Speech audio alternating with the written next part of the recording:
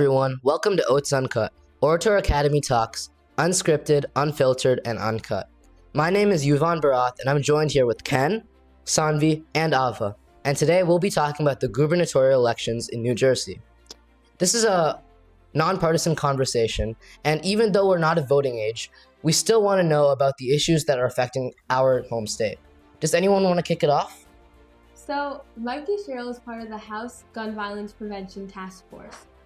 She wants stricter gun laws, and by doing this, she wants to add background checks to people trying to get a gun. But on the other hand, Jack Ciattarelli supports Second Amendment rights, and he wants less gun control measures, and he wants to add sped up permit application with fast track status, so people can get their guns quicker.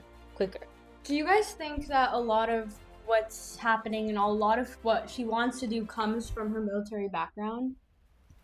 I kind of think so, because Jack Ciattarelli has more of a business background, where Mikey Sherrill, we already know she came from a military school, and there's a lot of frauds with that, so we can talk about that later in the conversation. But I think that Mikey Sherrill, she has a lot of experience with weapons, so she probably knows about the impacts that can come with not proper gun control laws. And then Jack Ciattarelli, obviously, this is an argument that has been brought up many times. So it's pretty common for them to have separate sides.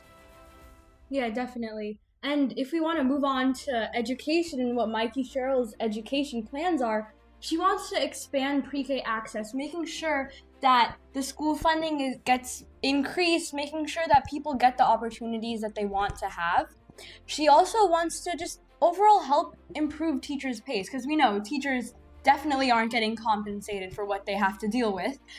And she also just wants to help with inclusivity, because she wants to help with LGBTQ, autism programs, autism awareness, and all these things.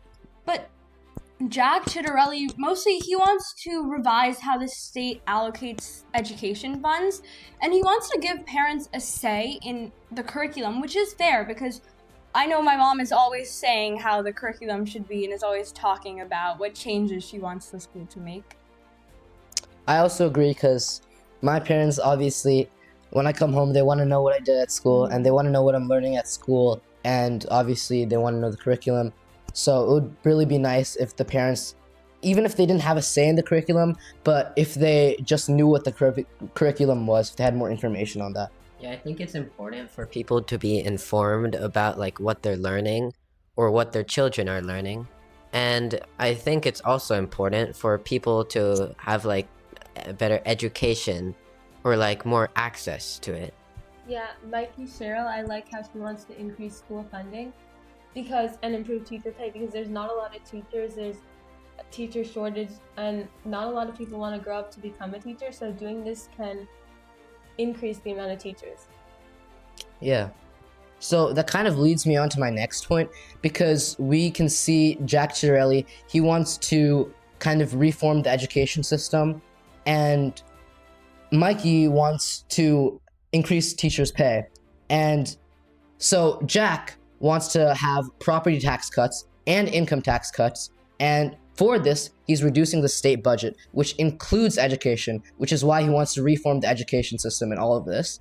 But Mikey is kind of hurting his plan, because Mikey doesn't want all these property tax and income tax cuts. She does want them, but she thinks it's a fiscal risk to the government, and that could cause a lot of issues in the future. So she kind of wants to start it off slower and doesn't want to take these major risks. She also wants to focus on cutting taxes for people who really need it, for people who are struggling. So this is families with low incomes, working families with lots of kids, and just people who have below average incomes, and senior citizens. She wants to start cutting taxes for all the people who are available for tax credits. Whereas Jack, he wants to cut taxes for basically everyone. And this is benefiting corporations and wealthy people, because obviously tax cuts take a big portion of their money, and the people with low income, they don't have much to lose. Yeah, I completely agree with that. A lot, as you know, NJ is pretty expensive state to live in, So many people might not be able to afford many things due to high prices. And majority of the population is usually middle class or lower. And most people aren't like rich or like businesses. So I feel like it will benefit a lot of people. Yeah, I like how Jack Ciattarelli wants to decrease the taxes for middle class too, and not just the poor or senior citizens like Mikey Sherrill is doing. Yeah, I love how both of them are taking into consideration what we all want, like especially in what the children want and what low-income families need. And this kind of goes on to, like, there's a lot of argument on the cell phone ban and if kids should be having cell phones, but this kind of goes into how, like, Cheryl, she supports it. She really wants the cell phone ban to happen. She thinks that computers are just being handed out left and right. She wants kids to just take a moment to step back. But Ciattarelli, he kind of opposes the whole statewide ban. He wants to, as I said before, give a voice to the parents, allowing the local parents or the local schools to decide what they want to do personally. I think it's nice how they want feedback from people and they want to know people's opinions on it, instead of just adding a law or just changing things in schools so everyone's impacted but they don't have a say. Yeah, I like that also, how they ask people for their opinions rather than like deciding them for themselves a lot of times. And although phones can be like distracting or they can also be like a powerful like tool, like a computer to use as an educational resource. It's all like how you use it. Yeah, especially in our school, we have sort of a phone ban, so we aren't allowed to have our phones in the classroom, but through hallways and during lunch, we're allowed to use our phones. But there are times we actually do need our phones and we're allowed to take them from the caddies that we store them in, because sometimes the phones are better than the Chromebooks. For example, cameras, there are certain apps that you can only get on phones. So I think that it's nice that Jack Ciattarelli is allowing the parents to also have a say in this issue. Yeah, I like that. I think it's important for balance rather than like completely allowing children to use their phones. It's nice to like restrict and keep that balance between like what you can do and what you can't do. Yep. So Ken, any more points on the government? I thought that so Jack Ciattarelli, he's limiting state legislators' terms to 8 years. And he's also going to form the NJ Doge and appoint the lieutenant governor as head of it. He wants to do this to like weed out and like reduce state funding, like you said before. And he wants to make it like audit and look into like frauds and make inspections. Yeah, so I definitely think this could help, because it would definitely lower the taxes and it would definitely cut the state budget, which is what I was talking about in my point. And we've seen what happened to NJ Doge last time, but hopefully Jack can learn from his mistakes, and if he is elected, then this will be a success. Can we just take a moment to just talk about how these two candidates, instead of, trying to say what they are good at and trying to kind of up themselves up, they're just putting everyone else down. I've been seeing so many ads on why Mikey Sherrill is so bad, and there's nothing about Ciattarelli. They shouldn't be focusing on, their weaknesses. Yeah, I think they should, instead of targeting each other and saying what's bad about each other, I think they should say reasons why they're good and why people should vote for them. Yeah, I think it's better for them to like live up to their statements and show how they're going to be a good governor, rather than undermining their opponent's arguments or statements. I also agree with this. I think a little bit of competition is okay, but to make full-on ad campaigns just harassing the other candidate is a little over the top, especially since people are pouring their own money into these campaigns and they're just wasting it on ads saying, oh, my other candidate is bad, instead of like solidifying your own argument. And I think we've seen this. So I'm not sure who started it first, but there was a controversy about Mikey Sherrill and how when she graduated from military school, she wasn't allowed to walk at graduation. Do you guys hear anything about that? Yeah, her military records were released. I think the person who released it supported Jack Ciattarelli, and the records were sent to him. Yeah, it's not a good type of way to promote yourself by bringing other people down. I think what he did was definitely not right. There's obviously other ways to do it, but at the end of the day, it's... So I definitely think that the competitive advertising wasn't just one side. It wasn't just Mikey Sherrill, or it wasn't just Jack Ciattarelli. Actually, I saw a lot of ads over this weekend about both sides, Mikey Sherrill and Jack Ciattarelli. So I think the Mikey Sherrill ad I saw, it was focusing on press statements of Jack Ciattarelli and him talking in forums, and it was saying, if you vote for Jack, it's going to cost you. I think that was the punchline. And then also for Jack, he was also shooting back at Mikey, and he was saying, we can't afford Mikey Sherrill. I think those were the two punchlines.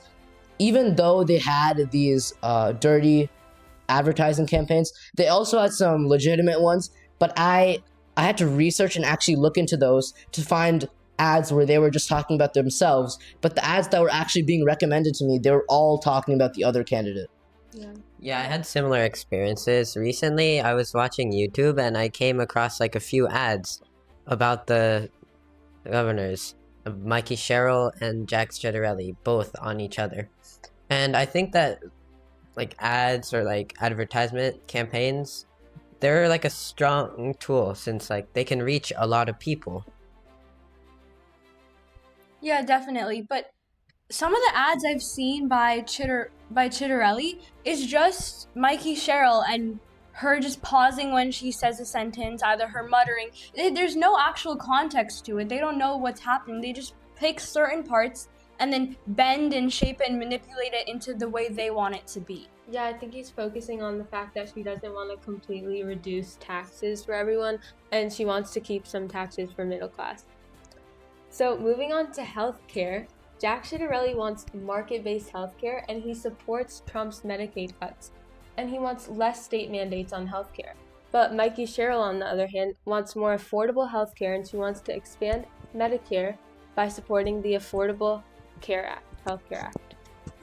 Yeah, so I think a trend that we're seeing here is that Mikey Sherrill, she really wants to be supporting the people who are actually struggling, people who need it most out of all of us, whereas Ciattarelli, he kind of wants to support all, and he's going for equality with tax cuts. He wants to support corporations, high income, low income, middle class, everyone.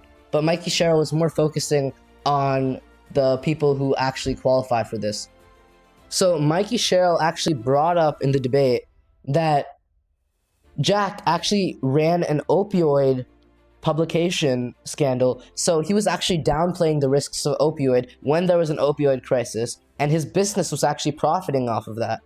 And it could have caused many deaths. And I think that kind of ties into the healthcare aspect, where obviously this could just be causation and not correlation. But Jack didn't have that much strict regulations on healthcare, whereas Mikey had the stronger regulations in healthcare. So does anyone else have anything they want to add? Oh yeah, I had something. Jack Ciattarelli, I heard that he wants to reduce monopoly control on like utilities, since like gas prices and other things keep on getting increased, which contributes to the living costs of New Jersey. Yeah, New Jersey is definitely, I was reading an article, and it's getting to the point where the taxes are incredibly high. Yeah. And I love how Ciattarelli is actually taking action on this and trying to fix the mistakes that were done before. So I think overall what I've noticed from this conversation is Mikey Sherrill, is focusing on helping the people who need it, and she's taking a slower approach. She wants to get the opinions of a lot of people and not make hasty decisions. And Jack wants to make sure that in his term he makes the most out of it. And even though he may be going for some risky plays like the NJ Doge and decreasing property taxes and cutting the state budget, he wants to make an impact as well. Yeah, I feel like in this democracy, hearing people's opinions is also important, but taking action and doing things is also important. So, I like both of their arguments. So I'm listening to both of these sides of the argument, and I'm wondering, how are the adults in the situation acting like this? We're in school, we're learning about HIB, which is harassment, intimidation, and bullying. And I think that these adults specifically, should just be setting a better example for us kids who are just watching this and are confused. Yeah, I agree, and I think that's a great way to end it. I think that at the end of the day, November 4th, whoever wins is going to be a really good governor for New Jersey and is definitely going to give it the help that it needs. Okay, thank you so much for watching this week's episode. See you next time. OATS out.